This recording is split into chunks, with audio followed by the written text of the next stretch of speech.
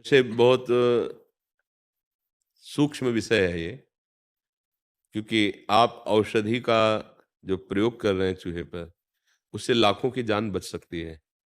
जैसे कोई भी अभी जैसे कोरोना वायरस फैला हुआ था, अब उसके लिए उनको बनाना है तो उसको पहले कहीं चेक करना पड़ेगा ना। तो सब योनियों में श्रेष्ठ मनुष्य योनि है, और अगर वो आपका सफल हो जाता है और लाखों लोग निरोग होते हैं, तो वो अपराध के अंतर्गत नहीं आएगा। बहुत सी ऐसी औषधियाँ बनती हैं, जिनको आप देख लीजिए कि वो केवल फल ही फूल से नहीं बनती हैं, जीवों से बनती हैं। बहुत सी औषधियाँ बनती हैं, जो बहुत से ऐसे कैप्सूल, बहुत से ऐसी औषधियाँ, बहुत से ऐसे जो जीवों, लेकिन बड़ी योनि है ना मनुष्य योनि, उसकी रक्षा में आता है। तो ऐसा नहीं कि वो फिर डॉक्टर नरक जाएगा, ऐसा नहीं है। हाँ, उद्देश्य आपका चूहा मारना नहीं है, उद्देश्य है औषधि की सफलता का। अब अगर वो असफल हो जाता है, तो फिर प्रयास करता है, लेकिन उसका उद्देश्य है लाखों जीवों की रक्षा।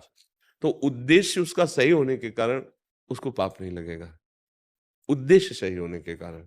जैसे एक किसान का उद्देश्य है फसल रक्षा करना, और वो दीमक मारने की दवा डालता है, करोड़ों दीमक मर जाती है, तो नरक थोड़ी जाएगा, क्योंकि उसका उद्देश्य दीमक मारना नहीं है, अपनी फसल को बचाना है। फसल बचेगी तो कई जीवों के प्राण पोषण होंगे। तो कई ऐसी क्रियाएं हैं जिनमें दिखाई देता है कि दोष है। अब जैसे फसल में चूहे अगर लग जाएं तो नष्ट कर देंगे, तो फिर किसान को चूहा मार दवा रखनी पड़ती है।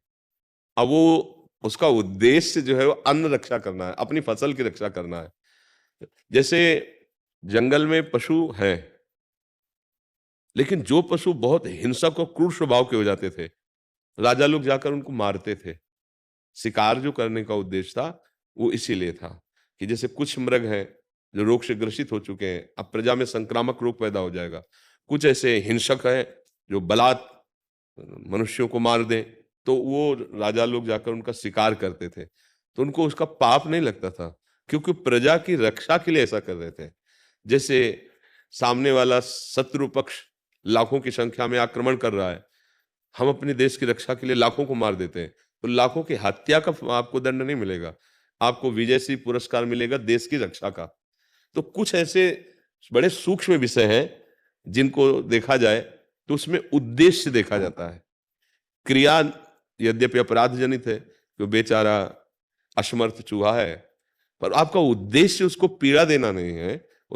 अब वैज्ञानिक इसमें क्या साइंस में जब शुरुआत में ही मेढक आदि का ऑपरेशन करना, तो मेढक मर जाते हैं ना, फिर वही जाकर एक अच्छा डॉक्टर बनता है जो लाखों के शरीरों की रक्षा करता है, तो पापी थोड़ी माना जाएगा। तो बड़ा सूक्ष्म विषय है ये, जन साधारण में उत्तर नहीं आएगा। तो भाई ये क्या कि आप एक कोमल चूहा है, खरगोश है, आप उस पर प्रयोग कर रहे हैं और वो मार दिया गया है, तो तुमको पाप नहीं लगेगा उसमें, क्योंकि उसका उद्देश्य चूहा या खरगोश मारना नहीं है। वो अपने लिए मार के खा रहा हो तो बात है कि भाई वो तो उस जगत मंगल के लिए औषधि का प्रयोग कर रहा है, अगर सफल हो गया तो लाखों के जीवन रक्षा का कार्य। समझ रहे ना आप?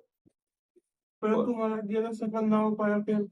तो आपका उद्देश्य था, आपका प्रयास था, आपका प्रयास चूहा मारना थोड़ी था, तो आप फिर प्रयास कीजिए।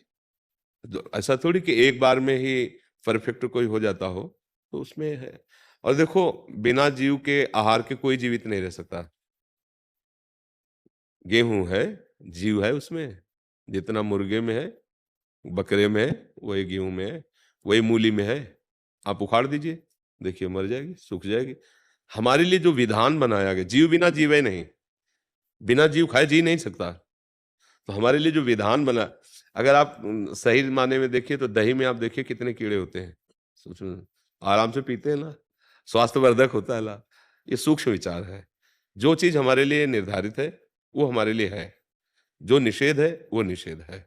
बड़ा सूक्ष्म विषय, उसको फालतू के तर्क में घसीट के नहीं ले जाते हैं। तो अब हमारी गाय के कीड़ा पड़ गया, अब हजारों कीड़े हैं, एक जीव गाय है और हजारों जीव कीड़े हैं, डॉक्टर के पास जाएंगे तो डॉक्टर क्या करेगा? हाथ तो जोड़ के थोड़ी कहे कीड़ा भगवान आप अलग हो जाओ, वो डालेगा दवा, सब मरेंगे, सब निकल जाएंगे, मरेंगे ना। उसका उद्देश्य कीड़ा मारना नहीं है, गौ की रक्षा करना है।